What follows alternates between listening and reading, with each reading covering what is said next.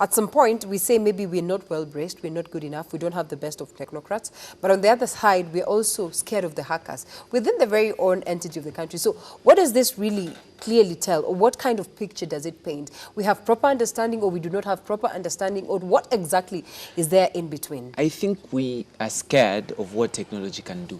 Okay. Yeah, because all these hackers that we have, that are hacking banks, hacking KRA, that kind of thing. All these people, they're young people that are born and bred in Kenya. Right. They've gone through colleges in Kenya, It's not like it's some random dude from a different country coming in. So it means we have access to, technology. And at a very advanced level. Yes. So instead of getting afraid of what it can do, I think it's time for us as a country to embrace all these young people that are techie, right. And probably provide a guideline on how to use this tech responsibly. Right. Because yes, you can be a hacker ethically, still make your millions. You don't have to do it illegally or that kind of thing. And then also another question is, when you get somebody who's illegally acquired information or illegally made money from technology, what do we do about these people? Right. Where do they go? How, the young man who stole, was it 400 million? Yes. What did we do about him after that, Was it just a story of, tag and bag, take him to a prison and forget? No, he's a brilliant mind. He's a brilliant mind, so we should tap into that. We probably should, honestly speaking. Yeah, true to it.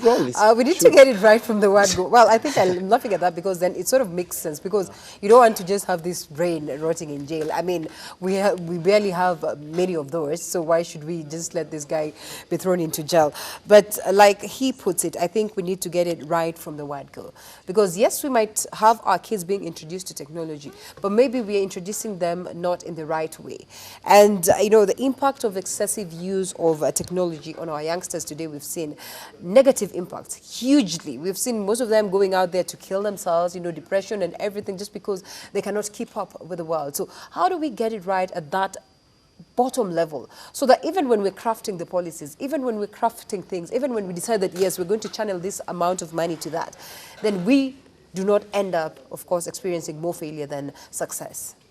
I think to get on the right track on that, and the first thing we should do is to have a conversation about what we can do with technology. For example, when you look at youth and how they are using technology today, the most common technology that we come into contact with every day that is global and that is accepted in our country is the social media. But how are our youth using social media? We are not using social media in a way that we are advancing ourselves, maybe economically. Maybe we are connecting with friends and family and with the world. But how are youth making use of something like social media to, for example, make an income? I'm in a background where I do inbound marketing, and social media is one of the best platforms to do marketing.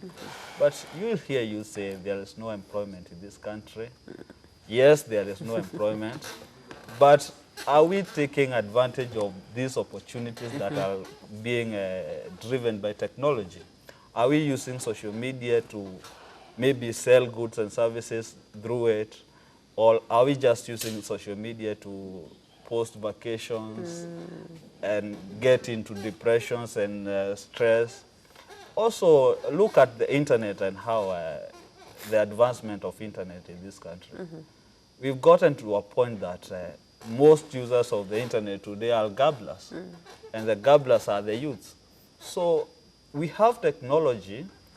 It is being misused, but the same technology that is being misused has the potential to turn things to the better side in this country. And what you asked about the ethics and the growing in technology and ensuring that we don't use technology in the wrong way, I think the most fundamental thing is to introduce technology to, for example, the kids at an early age. For example, when you look at the Silicon Valley, the kids in San Francisco are introduced to technology at a very early age. So they start making games, they start coding, by the time they are of age, they make great inventions. So we should introduce children to technology. We should not fear that it will impact them negatively. We should have the courage to say we will introduce them in time so that we can compete with the world. Like Ian said, that technology has no boundaries. When we started, I said that at Intercrowd we make software for Africa. I didn't say for Kenya, because we don't regard the colonial boundaries. I call them the colonial boundaries because they were put in place by colonials. We don't regard them as inhibitors to expanding to throughout the continent. Right. So we have to have this conversation and see how we can adopt technology for the good, because technology, I believe, has more goods to offer than the bads. All right. Well, good note that one. Creative introduction to technology is what probably we lack today. Our youths are struggling with transitional, issues from this stage to the other and everything. Most of the times you find that our parents are absent. When you look to the question of technology, then you realize there's that generational gap also. Most of the oldies are not so much into technology. So in the programs that you people conduct, what key things have you incorporated towards ensuring that there's that proper introduction, creative introduction into the world of technology? Of course, ruling out the fact that we can just wake up and say, boom, let's just have them have a phone.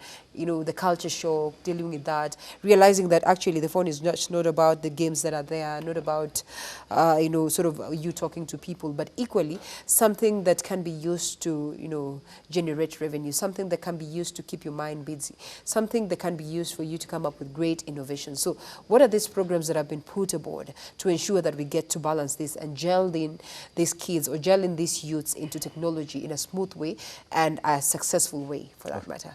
Thank you.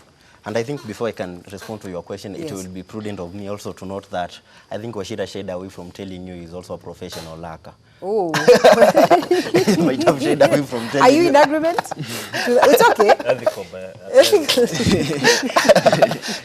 Why am I scared with my gadgets right now? Sometimes he shies away from telling Oh, people really? that. No wonder you decided that he stays right next to me. So by now, he must be knowing everything that is inside my phone. Isn't it? You got to be very careful. Because so amazing. It's okay, don't worry, but if it's national television, I mean, you worked your way to that, so it's your way of living. But anyway, I hope you don't practice it as much, and as much as it's ethical. Is there anything like ethical hacking? Yeah. It is there. We need to talk about that. I think we can discuss Yes. about that. But I think that side and done. Also, we need to get some statistics correct and data. Because essentially, if you put a policy in place which is not data-driven, I can tell you this, and you can take this to the nearest M-Pesa agent. It will not succeed. I'm telling you for free. You know why? Let me give you an example. These guys running National Youth Council, they are all my good friends and everything. And you know the National Youth Policy. Yes. But I can tell you from where I'm sitting and from the research we have done on the ground, that policy is so abstract. It's not data-driven. Whereby, I'll go to my local village in Kivani, in Makueni, open a youth empowerment center, give them 10 million. But will I make follow-up to know how that 10 million is used? Return for investment. I'm telling you, what was the social impact? Right. What was the effect? That's it and done. Some figures are essential. Right. In 2017, a research was done by the Bill Gates Foundation. Okay. The average age in Africa is 19.5 years.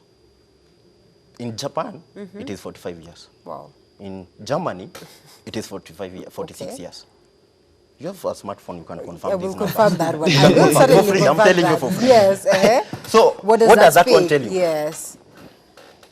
This discussion, I'm trying to bring that cognitive part of this discussion so that we just don't dwell on the intellectual part. Yes. Essentially, us having an average age of young people of 19.5, yes. it tells you we have dynamic, Right. energetic, motivated, and spiritually what? Pregnant people. I'm sorry to use this. Okay. In terms, Okay. what this means is that whenever these young people are given the right forum, things can Well, change. Yes. Do we have that? Do you know Fred Swanika? He's the founder of Africa Leadership Academy. Yes. You can Google this. Every year, the academy gives $2 million US dollars to technology and research, artificial intelligence. Probably he knows him. Do you know Fred Masiyiwa, Steve Masiyiwa? He started something we call the Mazida Hub. It is in Zimbabwe and it is Botswana. Yeah. Do you know what they do? They introduce young people to coding at a very early age. Wow. Every year, they graduate 1,000 students. They are starting it in Nigeria, and probably I'm told they want to start in Ghana. Let's now come locally. What are we doing? What is the government doing with regards to providing the policy framework before I can come to what is an organization we are doing? I can say I don't want to sound very pessimistic because that will be foolish of me and I will be hypocritical to do so. There is something we call the public-private partnership, and I can tell you it is transforming societies and it's transforming the young people. What are they doing? If I can pose another rather sarcastic question to you. Today, we have these ICT hubs, iHubs. Are they public or are they private? Private. Like private. They are very private. Yes. They are very private. Are they private or we're just not privy to this information? They are private. They're private. They are private.